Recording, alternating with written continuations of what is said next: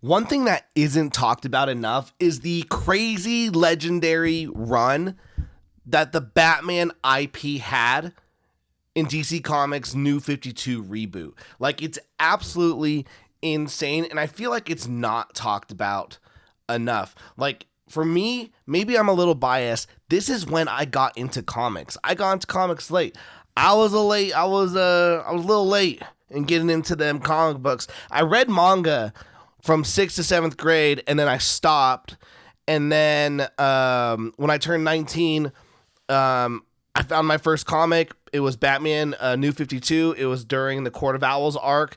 Got hooked in. So, like, maybe I might be biased, but to me, these were some of the best Batman, like, comics that I had read. And, like, because of them, because of how good they were, in my opinion, I started going back and reading some more classics and just falling in love with comics more and more. Now, if you remember when New 52 launched, they launched with so many different books of Batman. So you had Batman Detective Comics, and it started off with Tony S. Daniel. You had Batman the Dark Knight. I think this is the one where you get like the cute like chick with like the bunny. And then you got Batman Incorporated with Grant Morrison, which was like a continuation of what he was doing pre New 52. And then you had, Batman Eternal, which was like a weekly series. This one wasn't part of the initial launch, but the star of the show, and this eventually kicked off to Batman and Robin Eternal, but the star of the show was Batman by Scott Snyder and Greg Capullo. Like, seriously, like, this duo wrecked it. Like, they had every arc, in my opinion, was so good. Like, you had the Court of Owls, which was a 12-issue arc. Freaking fantastic. Now, Scott Snyder had just gone off, had been given this gig of the main Batman line because he had done such a stellar job in Detective Comics with the Black Mirror storyline, which to me, where's my copy? Like, to me, this is like my favorite Batman story ever. I think it's phenomenal. Doesn't even have Bruce Wayne in it. It's Dick Grayson as Batman. To me, just absolutely phenomenal. But like, dude, like the Court of Owls arc was so freaking good.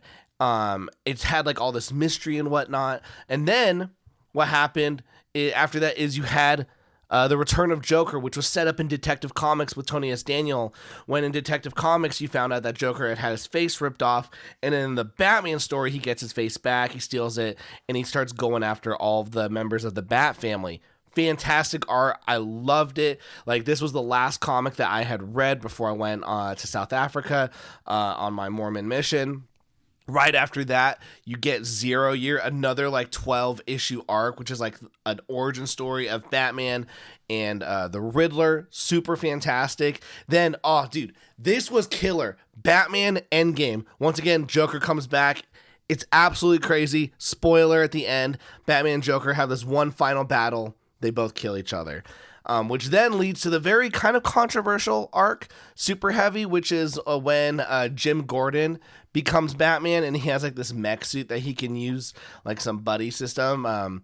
But he goes against this crazy villain named Bloom, and then eventually the arc ends with, Batman, Bruce Wayne eventually returning. Now, this was such a stellar run. The problem, though, with the New 52 era is that because Scott Snyder and Greg Capullo's run was so freaking good, there were a lot of gems that got absolutely they just weren't talked about. They were kind of slept on or missed because of how good Scott Snyder and Greg Capullo's run was.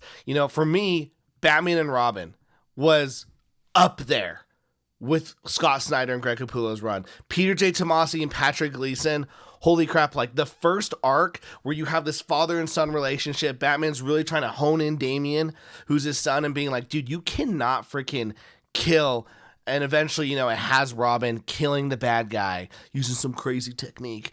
And, Batman's just like, bro, you're just gonna have to live with this crap. You get a fantastic, new origin story for Two-Face, and you introduce, these two new villains. They're twins. you get the relationship between Bruce and Two-Face, like this really amazing moment where like they're looking at each other, shit's gone crazy, and like Two-Face looks at Batman, he goes like, Bruce, like I gotta do this. Just such a fantastic emotional story. You get Requiem, which was a 5-issue, like it's the 5 stages of grief, because at this point in Batman Incorporated, Robin had sacrificed himself, and so Robin was dead. And so in this, you know, because Batman and Robin, what the frick are you gonna do? Batman goes through the 5 stages of grief. There is a fantastic silent issue. There's no words, it's just art. It's so freaking powerful. Then you get, you know, the Hellbat suit, and, you know, Batman uses this suit to go and basically, like, try and resurrect Damian Wayne. Just absolutely fantastic run.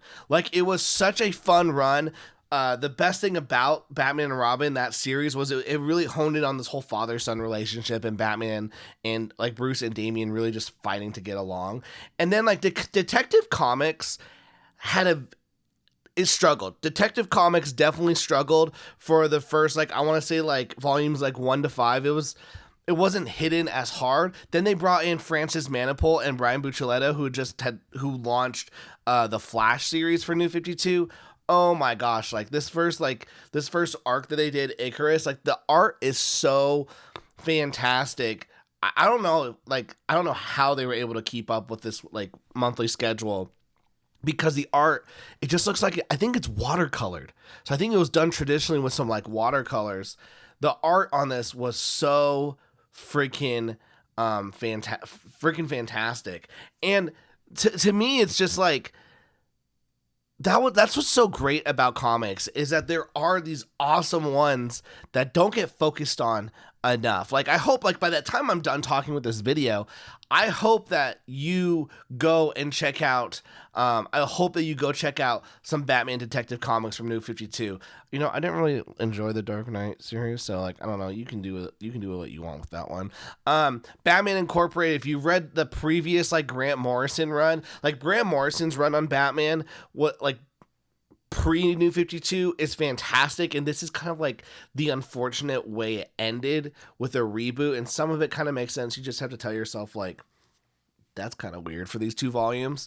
But Grant Morrison was able to end his Batman Incorporated, basically his whole entire run, on this graphic novel. Batman Eternal has its flaws. You know, it was a weekly Batman series, but definitely fun. Definitely had a great time, and, you know, Batman Eternal, I really enjoyed that. But, like, honestly, like, if I can get you to pick up Scott Snyder and Greg Capullo's Batman run, or Peter J. Tomasi and Patrick Gleason's Batman and Robin run, like, then to me, I've won in this video. Like, this was such a legendary run of Batman books. Like, right now, I think all we have going is, like, I think right now, as we speak, as this video is being recorded, I think right now you have Hush 2 happening in Detective Comics, or is it the Batman run?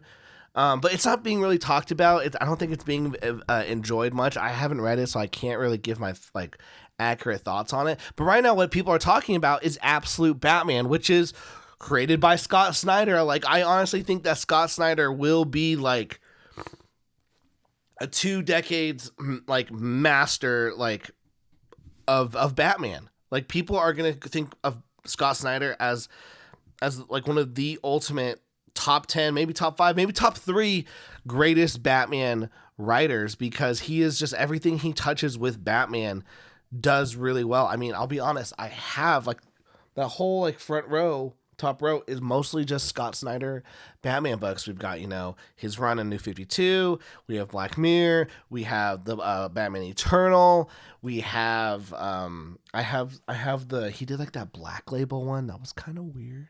We have Metal, Dark Knight's Metal. I mean, he's done a lot with Batman. Oh, he did